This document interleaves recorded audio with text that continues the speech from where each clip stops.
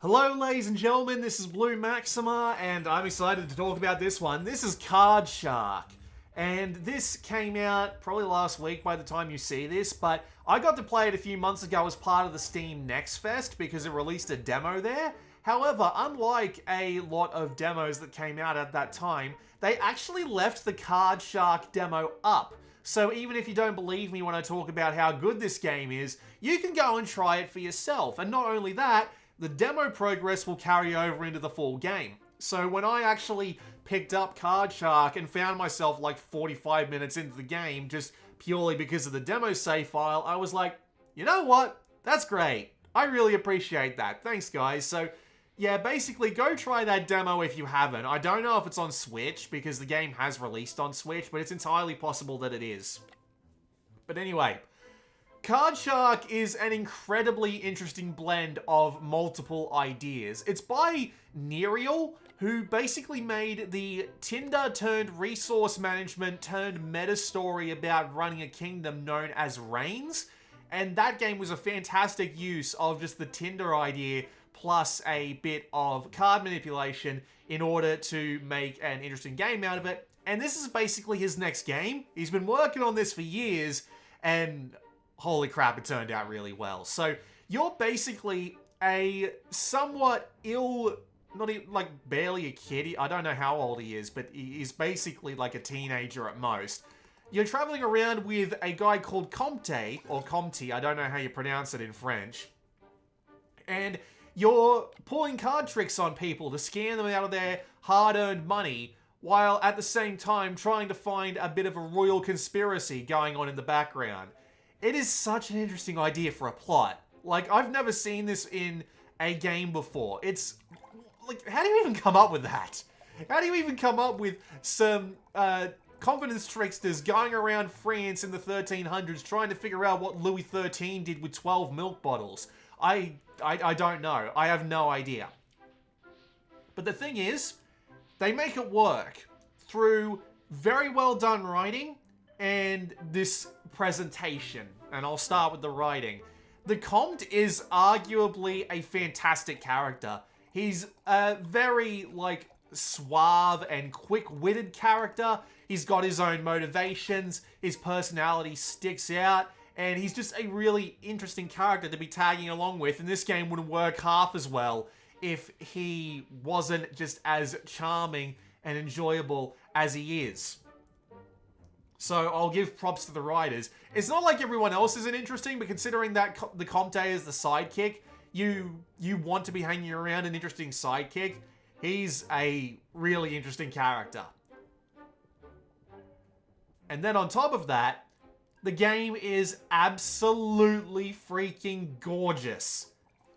And it's a combination of everything that the game does. It's a combination of the fantastic character sprites, artwork, and animations, making everything feel like it's very natural and has flow and elegance to it. It's being able to control these animations so fluidly, whether with the mouse when you're trying to do the gestures in order to make everything nice and readable, so that you're not forcing so that it doesn't feel like you're being forced to make guesses. You have very precise control over certain animations. Like there's this one animation, for example, where you have to grip a cup in a very specific spot, but the animation has so many layers of in-between that you can tell exactly where the mouse needs to be most of the time in order to make it work. And it's really well done. It's just super well done. And it's got all sorts of like little touches going on as well that really add to the atmosphere. Like how the candles will light up certain parts of the frame, but when they do like a cut-in of a different camera angle, it shows a different angle, but it's accurate to where the candles are, so it maintains like a consistent atmosphere. When you're in different environments, there's like different little environmental details, like fireflies flying around outside in the dark, or people walking by, you know, in certain background shots of a city. Just things like that make this game absolutely gorgeous. It's genuinely one of the best looking games I've seen in years. And I don't know how they pulled it off.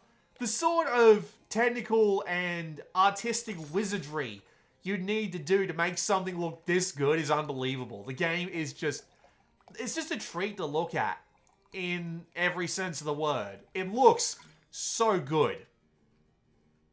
And then on top of that, you've got the gameplay, and the gameplay is fantastic as well. Now, I don't know exactly how to explain this. However, I will compare it to something like Cook Serve Delicious. In Cook Serve Delicious, whenever you're cooking a piece of food, you're given like an order with a bunch of potential like variables to it. And you have to press a bunch of keys in a certain order in order to make sure that the order is right. And then I just said order way too many times for that sentence to be credible, I'm sorry. And then you send the order out to the person, and depending on whether you got it perfect, good. If you didn't get it perfect, you'll either fail it completely or you'll get an unhappy customer. In this game, it works the same way, where you have to perform a series of gestures with the mouse in order to make sure that you do the trick properly. And if you don't do the trick properly, you will lose the round, and in the case of certain tricks, you may well get caught out and strung up by your intestines.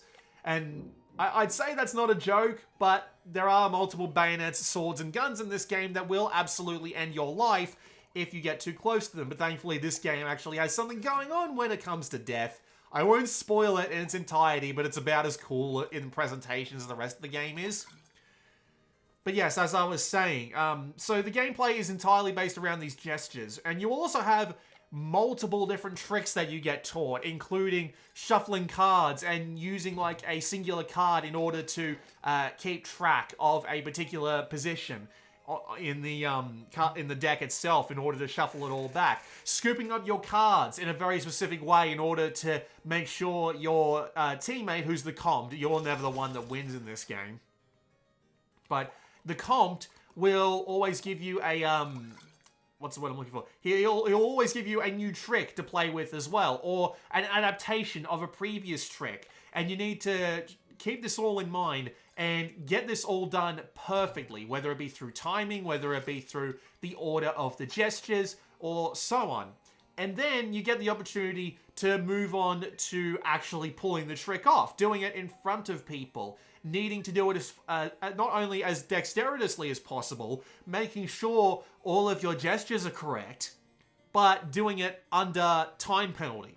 Because there's a meter down the bottom of the screen that slowly marches upwards if the person in question expects you of being a cheater. And you need to be quick, because the more of the tricks you can pull off as fast as humanly possible, the more you can win. But do a trick wrong and you lose money. Do it wrong and you might end up dead and needing to replay the entire section again. And it's a super interesting little concept. It works in the same way that something like Cook Serve Delicious does, where you need to do it as fast and as accurate as possible. And it just ends up being satisfying because you're taught all of these different tricks. You're taught the ways in which you need to do it. You're given more than enough time to rehearse them before you actually do them. And then you get to go out and actually do it. And when you can pull it off with maximum speed, when you can do these tricks as fast as possible in order to get as much money as possible, you see your money ticking up in the top right corner, it ends up being a really satisfying game. And I have had a lot of fun learning about all of these tricks. And these are all based off of real world card tricks as well. It's and considering the animations, it feels like you'd almost learn how to do these tricks by watching these animations. It's certainly it feels legitimate, is what I'm trying to say. It gives the game an entirely, like, realistic atmosphere about how these card tricks are supposed to work. Whether or not they actually work this well in the real world is something to be said, but the fact that you have to put in so much effort to actually master these tricks in the order, the fact that you have to make sure that you do it under time penalty so that they don't get suspicious, it all works together and creates this really, not so much realistic, but just legitimate, authentic atmosphere. And then you have to do it as fast as humanly possible in order to not make them think you're a cheater, it just works really well. It works really well. I've been enjoying pretty much every minute of it that I've been playing. And the way that it all chains together into making this experience about this poor kid who's had a stroke and therefore can't actually speak, going along with this guy who's clearly got his own hidden agenda and motives, but actually seems to give a shit about this kid. And all of these interesting characters that you meet up with, all of these tricks that you end up learning to do, and... God damn it, phone. And all of these interesting tricks that you learn to do, and therefore just... this... It works so well. It genuinely, as a whole, as a package, works really damn well. I think this game is fantastic. I really do. I do have a couple of minor things with it, and I will say that I have not finished the game as of this video. I'm about 3 hours in at this point, although if I do manage to find the time, I absolutely will try and finish it. There are a couple of minor things, though. One thing being that you can't practice tricks that you've already done, because there is, like, you do get the opportunity to redo tricks, and it gets to the point where they even start to say, hey, you already know this trick, but since you get to rehearse everything from the beginning, it ends up not being that big of a problem anyway. But there is this one little part of the game, the barn, where you can meet up with 3 characters you meet up early on in the game and basically rob them blind with tricks that you've previously done. But it won't let you, like, practice the tricks there, so you need to have a pretty good memory of what's going on. And if you're like me and you came from the demo a few months ago and then came straight to this and started trying to remember how to do all the tricks again, that ends up being a little bit of a problem, I must say, because I could not for the life of me remember the first couple of tricks because, again, it had been a few months and I kind of had to fail a few times in order to actually get back on the horse. But once I did, I was fine. And then when you go to the barn, you get randomly selected 3 of the tricks and you just have to choose one of them. So if you get a trick that you haven't done in ages and you can't remember, that might end up being a problem for you in terms of being able to make money. But yeah, outside of that, there's very little to complain about. I mean, it's on PC, but there's very little you need to worry about in this game because there's not very much usage in the way of, like, actual effects that would cause problems. So if you're on the minimum spec, you should be able to run the game just fine. I've been running it in 4K and not having a problem with it whatsoever, but I do have a pretty high-end rig. However, my tablet could not handle it, so it's not like it'll run on literally anything, but it probably will run on a lot. And I haven't had any, like, technical problems or anything. No frame rate drops, no gestures not being recognized properly. No, nothing along those lines. Just a really well-done game. Bloody hell, Devolver, you're really good at picking, like, the odd stuff that just works amazingly, aren't you? With that said, I'm just going to shut up and let you watch more of the game, but again, if you're curious about it, there's a demo available on Steam, it's free, and if you like the game, the progress will carry over onto the full version. Again, can't say anything about the Switch version, but okay. But if you want my recommendation, go buy it. It's so good. It's genuinely so good. With that said, this has been Blue Maxima. I'll see you all next time.